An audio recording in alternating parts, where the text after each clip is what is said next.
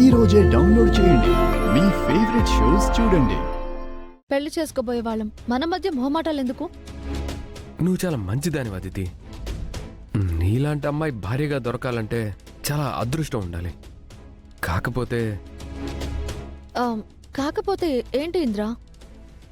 నువ్వు నేను గౌతమ్ కలిసి పెరిగాం. ఒక ఫ్రెండ్లా తప్ప నీ మీద నాకు ఏ ఫీలింగ్ లేదు. అలాంటిది మన ఇద్దరికి పెళ్ళంటే నాకు కొంచెం ఇబ్బందిగా ఉంది. అదే అదే ఐ మీన్ నేనెప్పుడు ఆ దృష్టితో నేను చూడలేదు. నీకు అర్థమైంది అనుకుంటాను. ఈ విషయం నేను నాన్నతో చెప్పలేని పరిస్థితి. ఆయనేమో నీకు మాట ఇచ్చేశారు. అందుకే నీకు చెప్తున్నాను.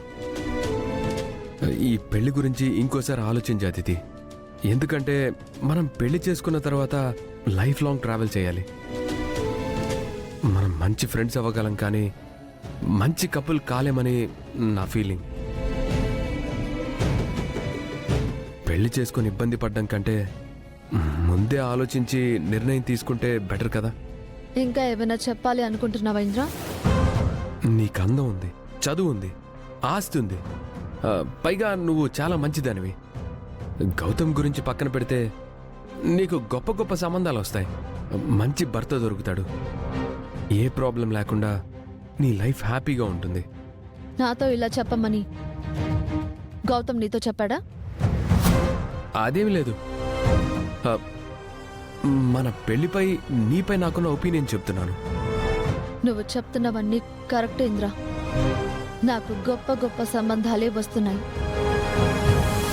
ఇన్ఫ్యాక్ట్ మామ్ నాకు అలాంటి మ్యాచెసే తీసుకొచ్చింది. కానీ గౌతమ్ని నేను ఎంత లవ్ చేశానో నీకు తెలుసు. ఆఖరికి నన్ను వాడు చీట్ చేసినా ఇప్పటి వరకు వాడినే బ్లైండ్గా నమ్మాను. యునో, వాడు నన్ను కాదని అహల్యని పెళ్లి చేసుకుని వచ్చినప్పుడు అదంతా ఒక బ్యాడ్ డ్రీమ్ అనుకున్నాను. ఆ రోజు నుంచి నిన్న మొన్నటి వరకు ఆ చెడ్డ కలల్లోనే ఉన్నాను అనుకునేదాన్ని. ఎప్పుడైతే అహల్య ప్రెగ్నెంట్ అని తెలిసిందో అప్పుడే నేను రియలైజ్ అయ్యాను. ముందు కోపం వచ్చింది, తర్వాత బాధేసింది. నేను ఎంత ఏడ్చానో నాకు మాత్రమే తెలుసు. ఇదంతా నీకు ఎందుకు చెప్తున్నాను అంటే, గౌతమ్తో నా లవ్ స్టోరీ చాలా మందికి తెలుసు. హద్దులు దాటని మా ప్రేమ గురించి నీకు మాత్రమే తెలుసు. నువ్వు మాత్రమే నన్ను అర్థం చేసుకుంటావు. నిన్ను కాదని వేరే ఏ ఇంటికి కోడలిగా వెళ్ళినా నా గతం నన్ను వెంటాడి వేధిస్తుంది. వేరే ఎవ్వరూ నన్ను అర్థం చేసుకోరు. అప్పుడైనా నేను బాధపడాలి కదా. నేను చాలా అలసిపోయాను ఇంద్ర. ఏడ్చి ఏడ్చి నాకు కన్నీళ్లు రావడం లేదు. గౌతమ్ వల్ల ఇంకా నేను కష్టాలు అవమానాలు పడదలుచుకోలేదు. ఇక నుంచైనా నేను చాలా ప్రశాంతంగా మనశ్శాంతిగా ఉండాలనుకుంటున్నాను. అది కాదు అదితి. ఇంకేం చెప్పకు ఇంద్ర. నా హ్యాపీనెస్ కోసం ఏదైనా చేస్తానని నువ్వు కూడా నాకు మాటిచ్చావు. సారీ టు సే దిస్, ఈ పెళ్లి గురించి నాకు సెకండ్ థాట్ లేదు. రేపు మన పెళ్లికి ముహూర్తాలు పెట్టుకుంటున్నాం. నువ్వు వస్తున్నావు అంతే.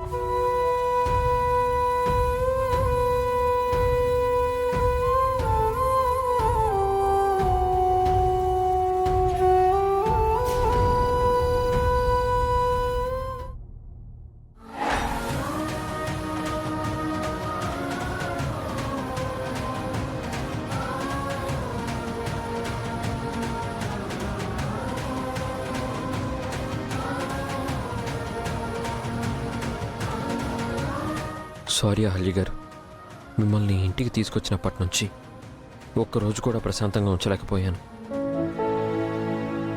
ప్రతిరోజు ఏదో ఒక సమస్య, ఏదో ఒక గొడవ.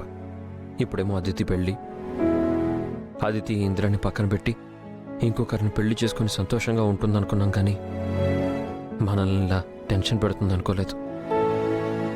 రేపటి గండాన్ని ఎలా గట్టెక్కించాలో అర్థం కావట్లేదు.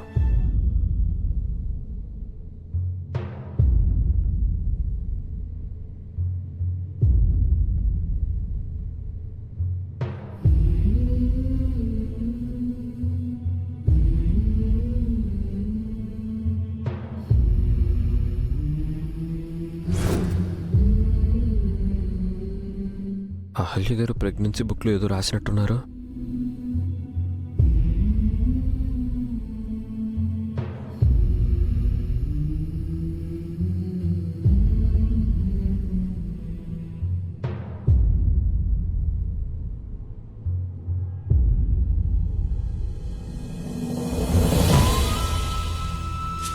అబ్బో, అహల్య గారు బిడ్డ గురించి చాలానే రాశారే, అంతగా ఏం రాశారు? హాయ్ బుజ్జి కన్నా, 4 నెలల కిందటే నువ్వు నాలోకొచ్చావని నాకు తెలుసు. కానీ నీ స్పర్శ తెలిసింది మాత్రం నిన్ననే. నువ్వు కొద్ది కొద్దిగా పెరుగుతున్నావని తెలిసి ఎంత సంతోషం వేసిందో తెలుసా?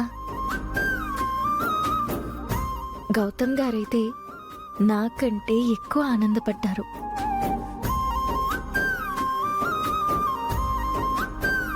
కడుపులో నిన్ను తాకిన ఆ క్షణం ఆయన కళ్ళల్లో ఆనంద బాష్పాలొచ్చాయి.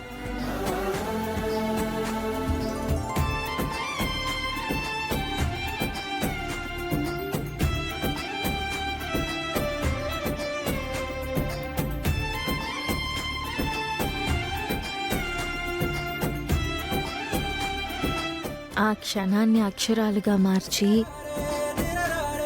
నువ్వు పుట్టే వరకు ప్రతి జ్ఞాపకాన్ని, నీ గురించి నా ప్రేమని, ఇష్టాన్ని, నా ప్రతి ఎమోషన్ని, ఫీలింగ్ని రాయమని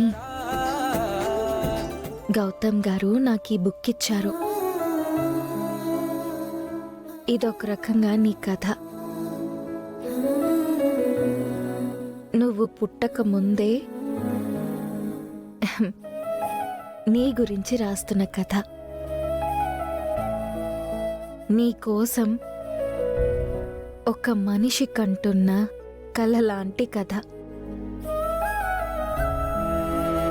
ఆ కల నిజం చెయ్యాలనుకుంటున్న కథ. ఈ ప్రపంచంలో అమ్మ ప్రేమ ఎంతో గొప్పదంటారు.